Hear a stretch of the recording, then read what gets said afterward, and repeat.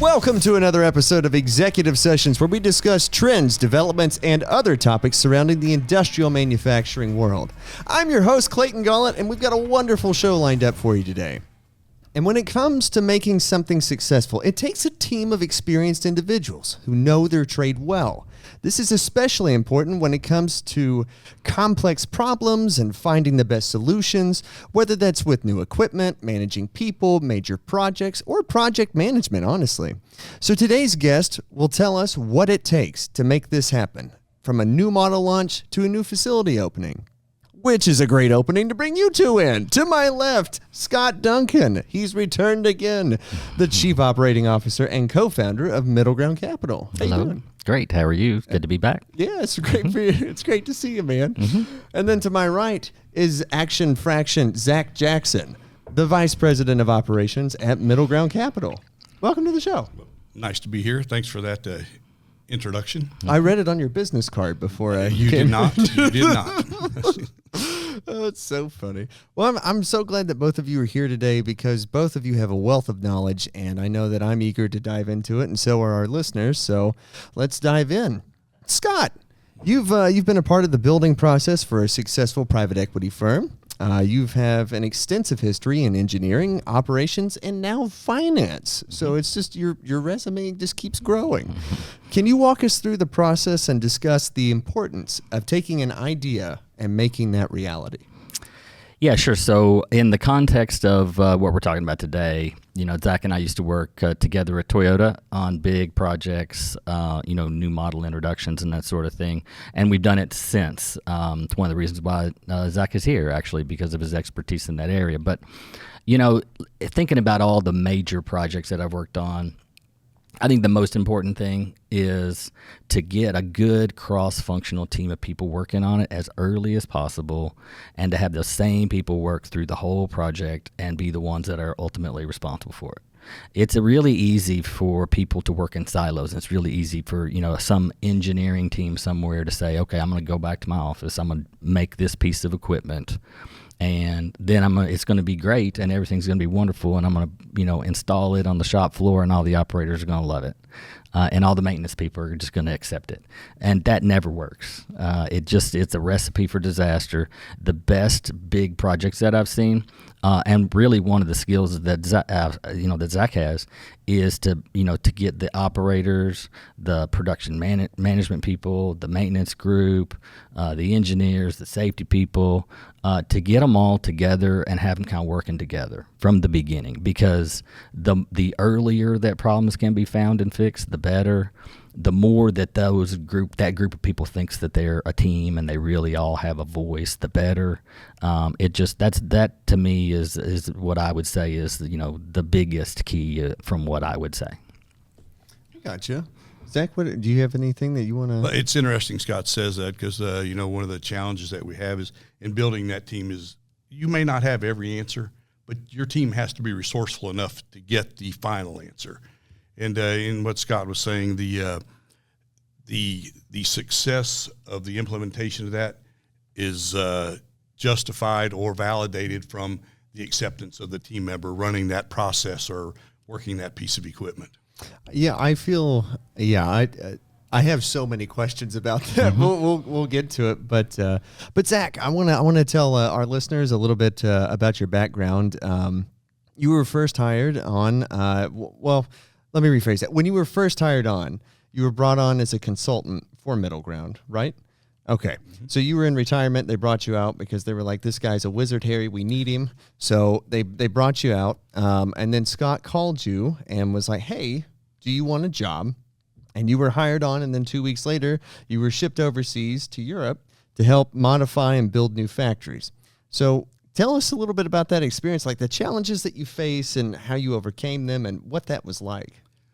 Those were interesting times, right? So that's when COVID had happened, and the trip was interesting from beginning to end. So you had to have a COVID test 24 hours before you could get on a plane. We even actually, thanks to MiddleGround's reach, had to get in touch with the Minister of Foreign Affairs in the Czech Republic to get a letter for our team to travel there. That's insane. It was a very big deal. And now there weren't many people. Actually, there was nobody from the United States even on the plane to get there. And to get through immigrations, we had to show this letter. And when they looked at the letter, they brought out their supervision. They'd never seen a letter like this before, and they rubber stamped it and let us go through. Oh wow! So it was a very challenging time, right? But one of the it was also it was probably my single greatest experience of my life, to be honest with you. Really? From a career standpoint. Oh, okay. Because of all the challenges, because we get there and we knew with COVID, this was a global project. So equipment was coming from Italy, it was coming from China, and in China they'd stopped all functions. They weren't even letting their team members work. In the Czech Republic, we did have team members on site that were working at that time, but from a logistical standpoint, they couldn't work on the equipment, which meant they weren't shipping it, which meant every schedule that we generated was now just a live document. So, I mean, from that standpoint, even procuring materials, you couldn't procure materials at that time, and working with the Daimler team, who they were great to work with during this phase of the project. They helped everybody from the team to generate a schedule that was a workable schedule to meet their prototype builds and their 1A on into their production builds. That's amazing. And to go through so many hoops, but to get the job done, you got to do what you got to do. Mm-hmm. I guess that's why Scott called you. Mm-hmm. Well, Scott and I go way back, but one of the most interesting things about this was there were 4 people in this hotel, and the streets, they'd shut down all public access to restaurants in the Czech Republic. Oh, wow. And the people that worked at the hotel packed us a little box lunch and a little box dinner. And I just wanted to say that because it speaks to the character of the people that we worked with there, both at the plant and, socially.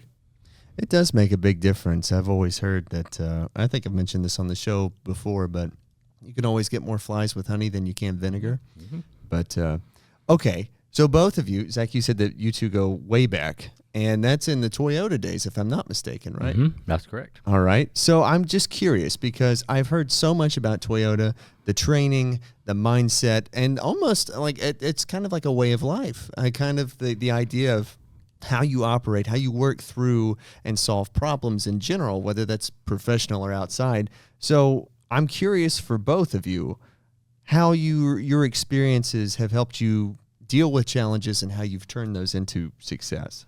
Well, I want to answer that first, if I can, and I want to go back to what the story that Zach was talking about, not necessarily Toyota, but the story that Zach was talking about was a particular company, and he started to get involved, and we got involved as a ownership group, kind of after a lot of the engineering and at least at the first couple of facilities after it was already done. So we're kind of inheriting a problem, and Zach and team, give them a lot of credit. Just the ability, the willingness to go over there and be there and look at the situation and work there. I mean, it was a time when a lot of people weren't traveling. A lot of people would have said no and been justified to say no. So just his willingness to be there. But also, one of the things that we talked about, and one of the things he did really well, speaking of, experiences and turning, problems into solutions, they had, this particular company had to build another factory in the United States in Alabama that was doing very similar things to what he went and fixed in the Czech Republic. And he did a really good job always. When there was a problem in the Czech Republic that they fixed, they knew about it in Alabama shortly thereafter, and they were fixing those problems before they became problems. So he really, oh yeah, so he was making sure that the team knew not to replicate the same problem that was in the Czech Republic, and so it became a part of the design phase there. And he did a really good job. He actually kind of re-engineered the whole conveyor system and redesigned the whole conveyor system Wow. based on the problems he was having in the Czech Republic. And that's just one example. But there were many other examples that, like I said before, if you could get involved in the design phase, we probably wouldn't have had the same sorts of problems. But at least he was doing what he could for Alabama, and the people in Alabama. And that startup was a lot better than any of the other startups because of the things that he found as problems and helped fix before they became problems in Alabama. So that's one example of I guess I'll give him a lot of credit for that because, he had an extensive list of that, and he was able to, with his skill and experience, he's able to explain that to the engineers and to the contractors and why it's a problem, and that was a big payoff when we started up the Alabama plant. Well, that's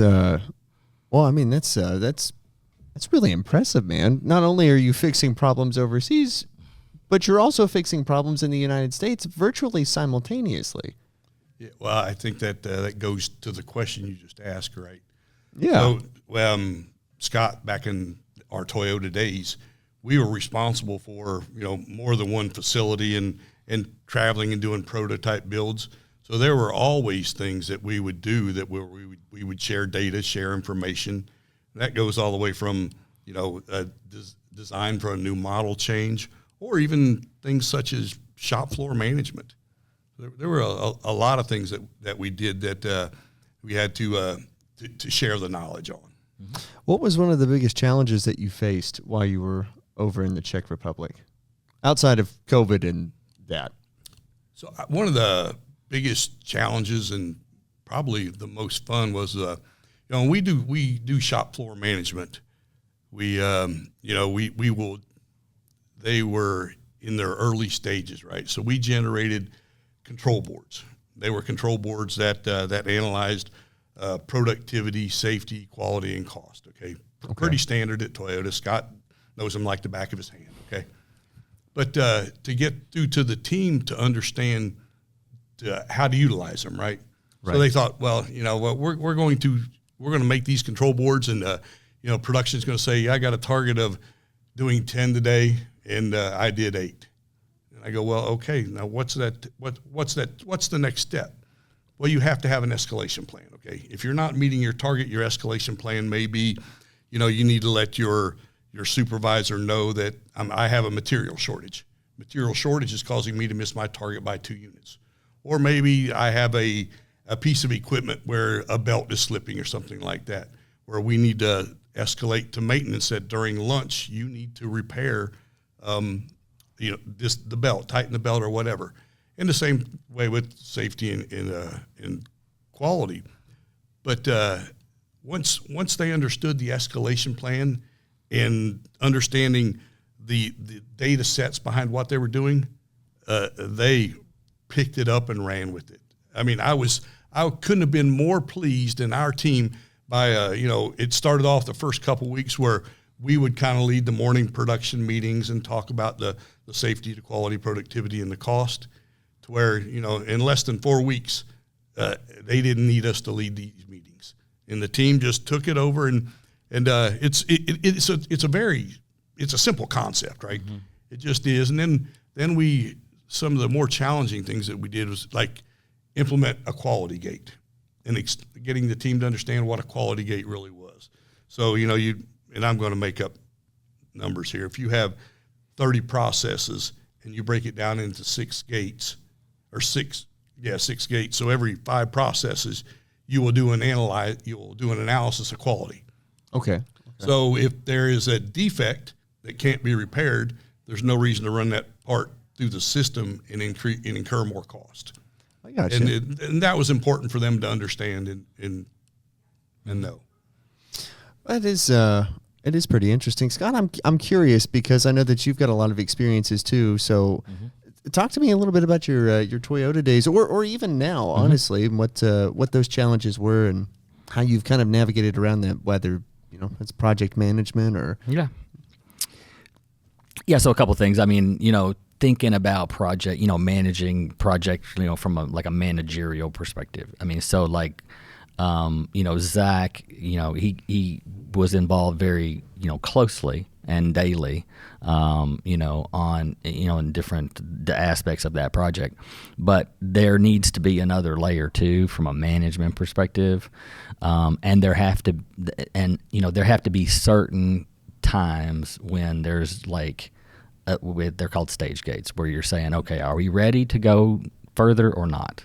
And you have to be, when you can come in and you're kind of in a management position, you have to be able to make sure that people understand that they can be honest, and they can really assess in an honest situation, the current state.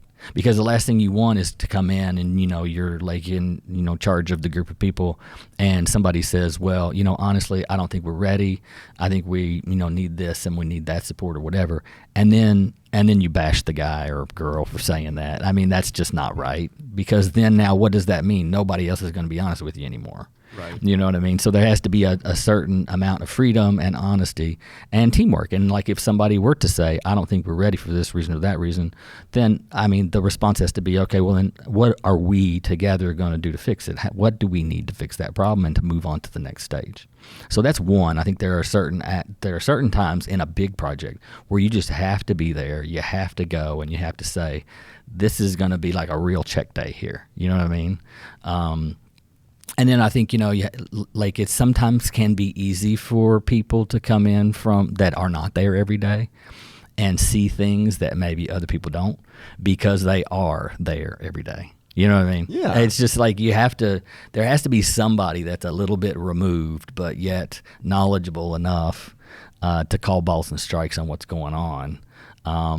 In an atmosphere where it's okay for the people to say that there are problems. I mean, that's the whole point, really. And, kind of managing that, I always say, if you get the right people in the right place at the right time with the right attitude, it's going to work itself out, but you have to do that. And so, from a managing perspective, that's kind of what I think about those big projects. If I were to try to manage a big project on a daily basis, it's going to fail. If Zach, and people like Zach, they're there to manage it on an everyday basis, I can't also do it, right? Because then I'm not letting Zach do his job.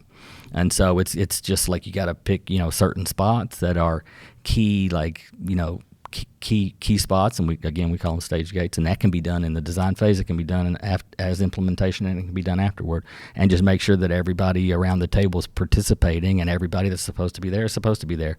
It seems easy, but it's not that easy. Oh yeah, it's like the expression. There's too many chefs in the kitchen. Sometimes, right? That's right. Yeah. Which leads me to my next question, Zach.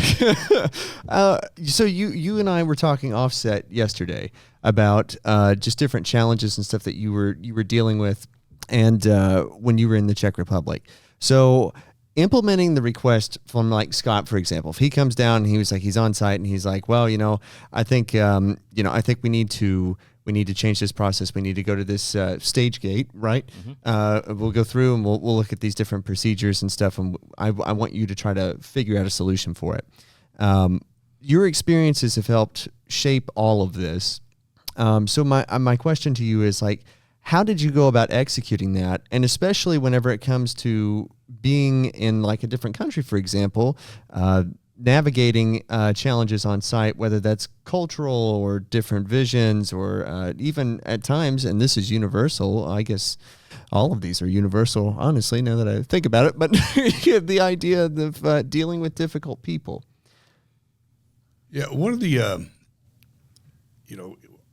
if you look at, in the automotive industry, a major model change, and when Scott and I were doing it, it was approximately a 24-month change, right?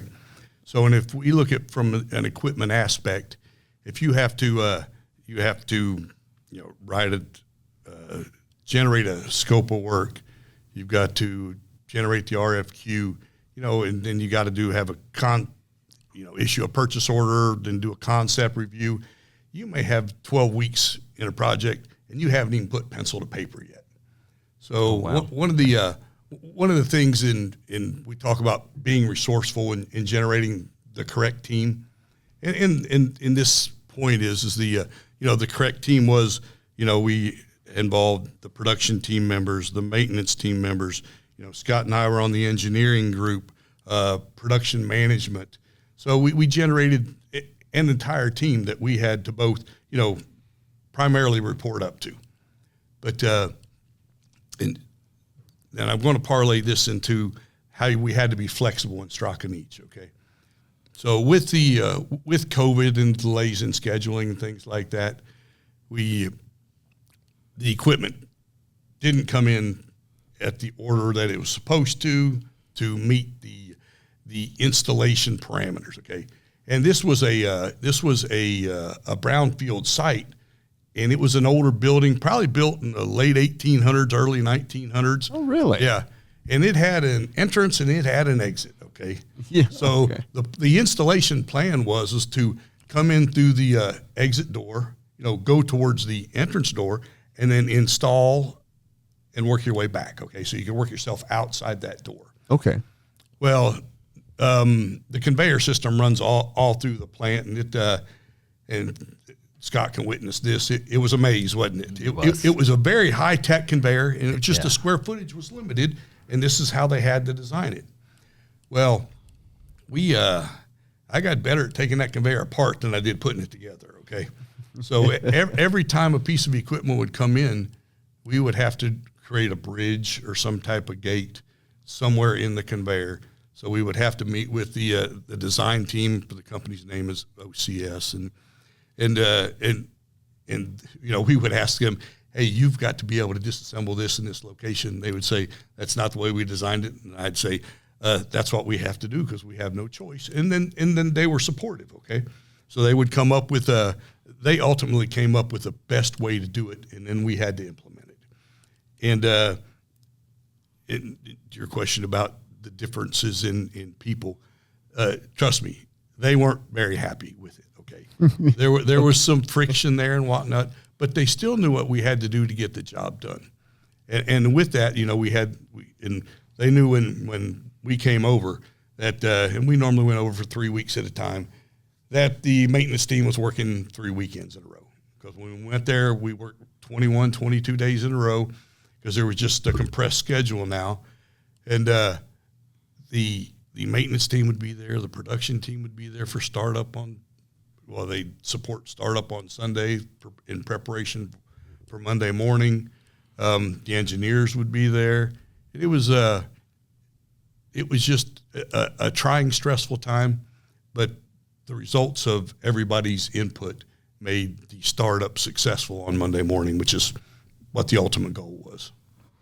Well, that's really good to know. It's always something, right? It's always something. It's I guess that's what you have to go through and map out, especially as operators, is figuring out where the issues are, whether that's dealing with stubborn people or whether that's going through and ordering new equipment or coming through and coming up with new processes in general.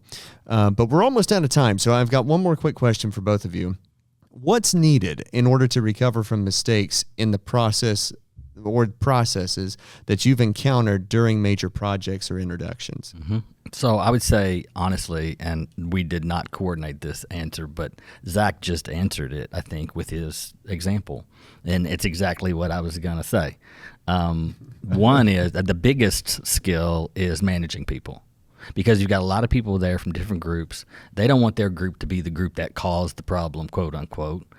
They have different agendas, and not everybody, is as willing to work the hours that are required and, be in the places where they need to be as other groups of people. But you have to find a way to get those people to understand the importance so that they want to support and want to do the right thing. So that, to me, is by far the biggest one. And it's the one that Zach has always had the ability to do, is to get people to do the right thing, to get people to buy into whatever it takes. I mean, he just said it in his answer.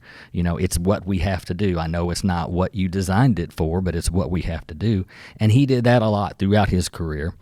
He and I we were peers a lot during the Toyota days when we were working on major pieces of equipment or shut down or whatever. We would have individual conversations outside of other people, and we would say, okay, well, this is like our fault. I know that it's our fault, Zach, and I got to fix it. Okay, I get it.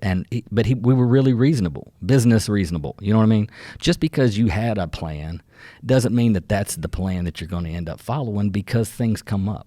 And he was very flexible with that, and he found a way to, work with with everybody that was working on that project to get them to all understand that. That is, A number one, by far the biggest skill necessary. I will say he brought up another one, which goes back to more experience in his example too, which is the more experience that people have that are on that team, and the more eyes you can put on a problem, somebody's going to have the experience to say, well, have you thought about this? Or have you thought about that? Or, I saw this one time and we did it this way and it actually worked. And so, that when you get people that can come up with alternative solutions to the problem, then that you're starting, the team is starting to work well together. The last thing you want is to have, 4 different groups of people all saying, well, it's not my problem. I didn't do that. That's his problem. His, conveyor isn't working right, or his PLC's not working right. Well, that's a problem, and that's what Zach has always had the ability to kind of break down and say, okay, we got to come together and fix this together.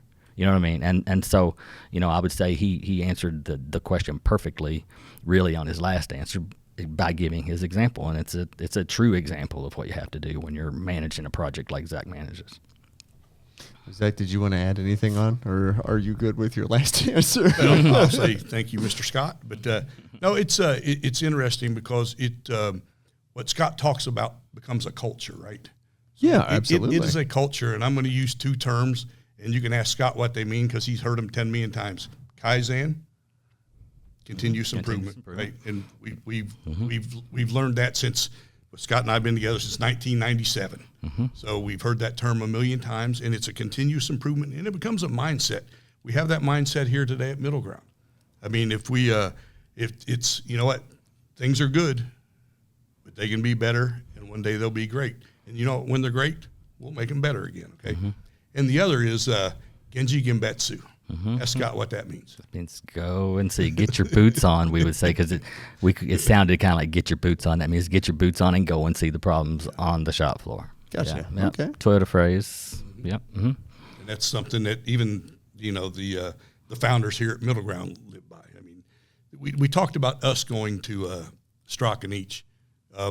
If I needed support, John and Scott not only did, they would have been there, okay? They came over there when we were having some struggles getting things accomplished, and it was just that was part of the escalation plan to come to a resolution. Yeah, I think we decided on a Thursday night, and we were on a plane on a Friday, or maybe that's not. We decided on a Friday, Saturday night, Sunday. That's right. Now I remember taking off on Sunday. So yeah, we decided on Saturday night. John and I talked and said, you know what? Maybe we should go see what's going on. And Sunday there was a group of us on a plane. Over to go look at the actual condition. And like I said before, a lot of what was going on was right, and Zach had the right people in the right places. But there was one thing that we noticed because we were new, and it was new eyes. And we were like, oh, well, have you thought about that? And it was kind of counterintuitive, what we talked about doing, and it helped. And so, it's a lot of what we've already talked about, just kind of managing a big project like that. Not easy. There are going to be a million curveballs. It's just a matter of getting the people, really looking at the solutions and how to get past all of those problems. And it can be an exhausting thing, but Zach, manages groups well to do that, and he always has throughout his whole career. That's why when we had this project come up, the first person we thought it was Zach.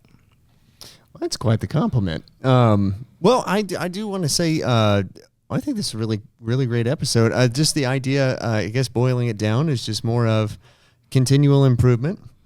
Never being afraid to get your hands dirty or your boots dirty or either or. And then just continually trying to find the best solution. So, I think that, that's coming from two experts here, folks. So, but I just want to say thank you all for joining us for another episode of Executive Sessions. And make sure you check out our YouTube channel and hit that notification bell so you never miss an episode. Because I know this is your favorite show. And a big thanks to Scot Duncan and Zach Jackson for taking time out of their busy schedules to be here with us today. Thank you guys so much. Thank you. Also, just want to give a huge shout out to Mr. Noah Day, Clark Freeman, Andrew Umbrecht, and John Stewart II. You can't see them, but they're behind all the cameras and they make this come to life. But that'll do it here for us. Just join us again next time when we discuss more about trends, developments, and other exciting news surrounding the industrial manufacturing world. We'll see you then.